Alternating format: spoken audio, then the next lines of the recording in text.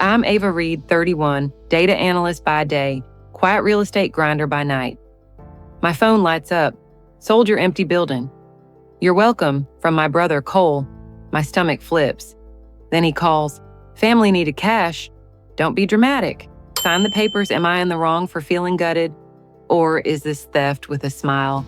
I hear my own pulse, hands shaking. It feels like someone reached into my chest and switched off the lights. If it were you in my shoes, what would you do? Stay quiet or set the world on fire? Drop your take below, like, comment, and share so people see how family emergencies can become legalized robbery. You don't even use it, he sneered. Consider it a favor. A favor? Or a knife with my name on it? I'm Ava Reed. That morning, my phone lit up like a slap. One short text drained the blood from my face. Sold the empty building. You're welcome. From my brother Cole. Have you ever been thrown into an ice pit by a single sentence? My heart stalled, then pounded like it wanted to break out of my chest. I muttered, no way. My fingers shook as I opened my email and the attachments. A quick sale contract. Ava Reed scrawled there, warped like ink, laughing at me. I didn't sign, I never authorized it, yet my name was dragged across paper like a puppet on a string. Am I in the wrong for feeling shattered? Or is this a smiling theft? I asked myself, my voice in my head, dry as dust. On the other end, my phone rang. Cole. I hesitated a beat, then picked up. Ava, the family needed cash now. Don't be dramatic. It's just an empty building. You don't even use it. His tone was casual, like discussing an old chair. Sign the confirmation. Think of it as me doing a good thing. What do you hear in that? I heard a metal door lock behind me. A good thing? Or a trap greased long ago? I held my voice steady. You sold my asset. No asking, no permission. Not a word. He sighed. Ava, you're always theatrical. That building was dead weight, family first, time you contributed. At this point, what would you do? Stay quiet for peace at home, or tear the roof open and drag light into the mess? Tell me in the comments, and hit like and share this so people can see how a family emergency turns into a dagger. I opened every document, a title company stamp I'd never seen. Closing in 72 hours. Buyer, some distant LLC. Price insultingly cheap, like they were appraising me. I called the notary, busy. I phoned the title company, air-conditioned indifference. Please leave a message. I replayed Cole's voicemail. Don't ruin this. You owe the family. I pictured nights building reports till 1 a.m. Weekends wandering abandoned buildings, checking pipes, shooting photos of leaking roofs, bargaining with contractors. Coffee gone cold, wrists aching from flipping files. No one saw, no one congratulated me. Those buildings were my second life, silent, patient, free. And now one, you're welcome text wanted to erase it all. Why? I asked, begging a shred of decency. Because I'm tired of watching you stack cash and not help, he said. You live for yourself. That place, call it you giving back to the family. That sentence punched my gut. Giving back to the family, as if everything I built was a debt, and he, the forger, was the rightful collector. Sound familiar? Those moral rhymes, sugar sweet, that slice your throat on the way down. I stared at the signature scan. The strokes tried to mimic mine, but missed the snap after the A. Someone who didn't know me, didn't respect me, pretending to be me. My hands turned to ice. I started logging everything. Email timestamps, the buyer's address, the file number. Fear shifted into long, even breaths. A voice inside spoke, stand up. Don't beg. Don't let them tell your story. Another text from Cole. If you call a lawyer, you're declaring war on the family. Don't make yourself the traitor classic psych maneuver. Seat you in the defendant's chair inside your own home. I set the phone down, stepped onto my balcony, took a long breath. Cold wind, heart settling. I dialed an attorney. Truth is, in the family castle, there are rooms with no windows. Stay long enough, you forget what sunlight looks like. I'd lived there long enough. Today I wanted to throw the shutters open. Are you here with me? Comment, I'm with you, Ava. If you've ever been hung up on the hook of family, to sanitize a violation. And if this hits you, like and share, not for revenge, so the ones shaken like I was this morning can see a path. As I called the firm, Cole's last line echoed, "You don't even use it. Consider me saving you from hassle." Saving, or stealing, what kind of thanks smells like blood? I flipped my camera and recorded a note to self. "Ava, don't forget this feeling." Someone reached into your chest, shut off the lights, and stuck on a label. For the family. If it were you, would you flip the breaker back on, or sit in the dark to keep dinner quiet? I called my lawyer, Marina. Her voice was the rope I needed, steady, low, decisive. "Ava, breathe. Send me everything, documents, emails, texts. We'll freeze the transaction." Now I forwarded all of it. 5 minutes later, "There are signs of a forged signature. We'll send a stop closure demand and force the title company to verify. I'll also reach out to the buyer." My mind felt like a wrecked room being tidied piece by piece. Fear shifted, a target took its place. In my notes app, I built a checklist. Title company, call, buyer, verify, notary, trace, bank, follow the money. I hit record on calls. Every fragment of phrasing, each throat clear became a marker. Why record everything? Because when they hoist you onto the moral scale, the only weight that moves the beam is truth. Organized. The title company picked up.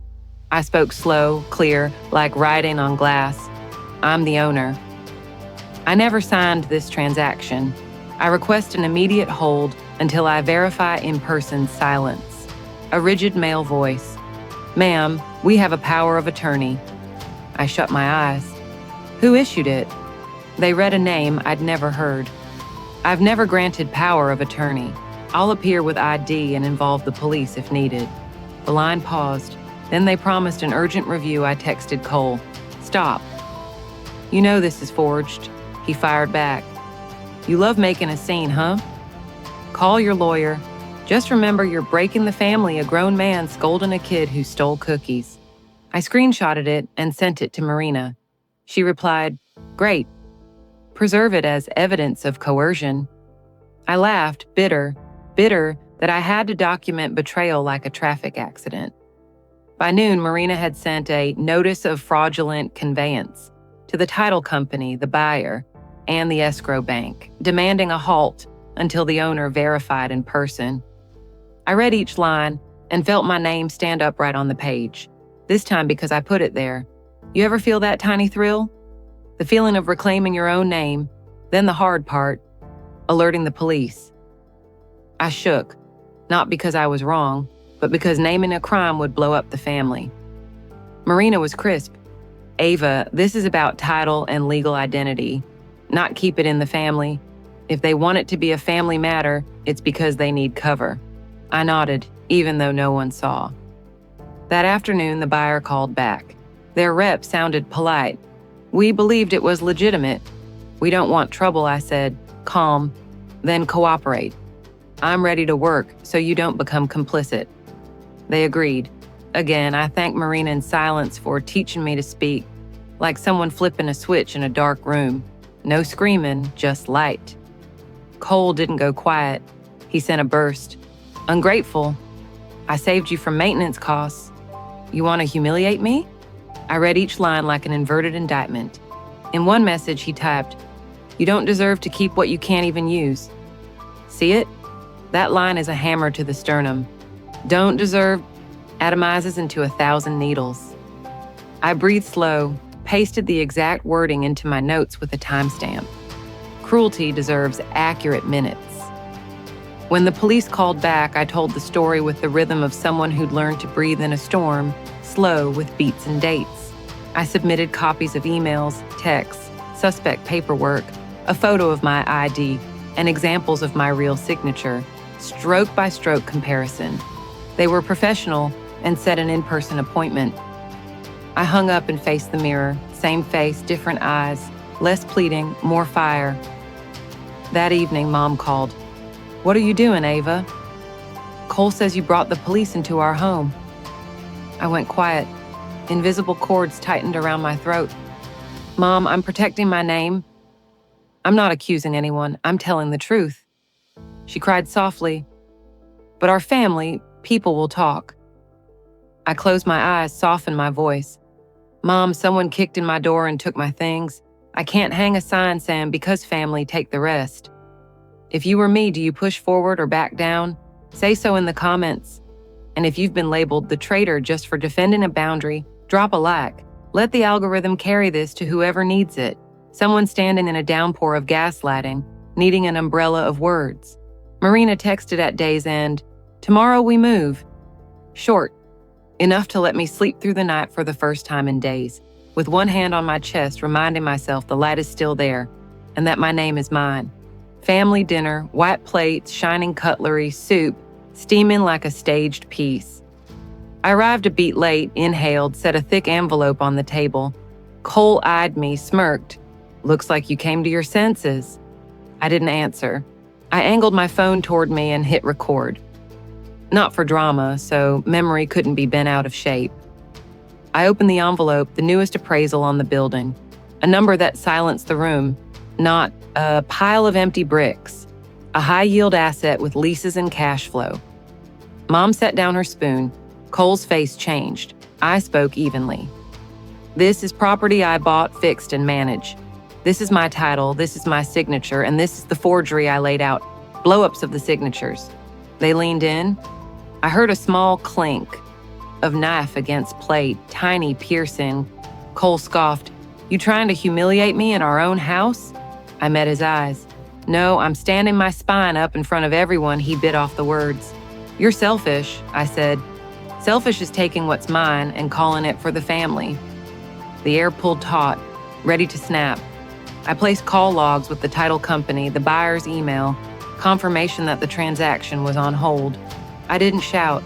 I set each puzzle piece on the dinner table, the table where we learned to say thank you, now the place I had to learn to say stop. Mom cried, "Kids!" I passed her a tissue. "I'm sorry to bring a storm to dinner, Mom." But I didn't make the storm. Right then, the doorbell. 2 officers, an appointment I'd disclosed. Cole leapt up. "She's making this up." One officer said evenly, "We're just here to coordinate." I looked at Cole. For a second, I saw a scared boy wearing a proud man's mask. Then I remembered the text. "You don't deserve," and watched the mask crack. They exchanged information. Cole stumbled. Mom's hand trembled in mine. I whispered, "I'm here." After they left, no one touched the soup. I gathered my papers. Cole swatted the air. "You win." I said softly, "There's no win, there's a boundary." In the days after, consequences arrived. The buyer's attorney reached out. They were backing out. The title company sent an apology and promised to tighten verification protocols. My name was restored on the records like a door shutting and a bolt sliding home. Cole's path diverged, a summons. The words he once threw at me returned like a boomerang, this time to meet the law. Social media buzzed. I didn't name anyone. I wrote, "When someone calls a violation sacrifice for the family, ask them, who was chosen to be sacrificed? Who got to choose?" The post spread. My inbox filled with strangers' stories, siblings laundering help into taking, parents using blood to erase boundaries.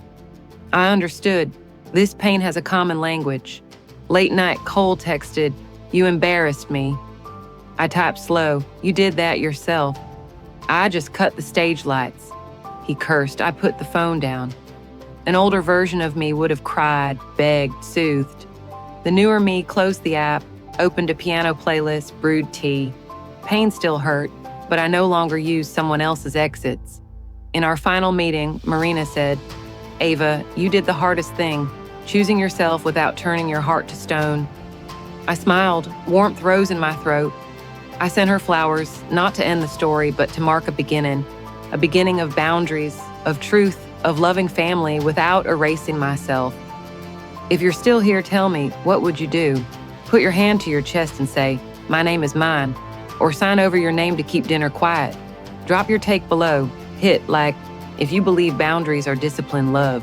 Share if you want someone out there, shaken in front of a family invoice. to see a way out. And when the camera light clicks off, I ask myself, am I in the wrong for refusing to stay silent? Or did I just learn how to breathe in a room with a window for the first time? What do you think? To close this story, let me talk to you in the voice of a real person. Breathe in after a long storm. I'm tired, but I'm clear. After that family dinner that felt like a tiny courtroom, after the calls with my lawyer, the title company, and the police, I went back to my apartment, flipped on the kitchen light, poured a glass of water, and sat down. There, between the soft hum of the fridge and the warm glow over the sink, I realized what I'd just reclaimed wasn't only a building or a signature. It was the right to tell the story of my own life. For years, I tried to keep the peace, letting other people define what "for the family" meant. Tonight, I decided to redefine a deceptively simple word: boundary. I know some people will ask, was it worth it?